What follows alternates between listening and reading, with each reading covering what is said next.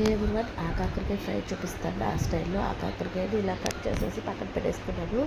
చాలా బాగుంటుంది, ఒకసారి ట్రై చేయండి.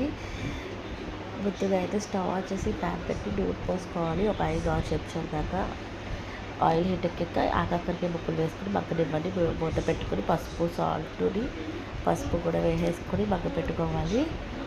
మూత పెట్టేసుకుని బాగా మగ్గిన తర్వాత ఇందులోకి ఫ్రెష్గా రెడీ చేసి పెట్టిన అల్లం వెల్లుల్లి పేస్ట్ ఆల్రెడీ నిన్నే రెడీ చేసి పెట్టుకున్నాను నేను.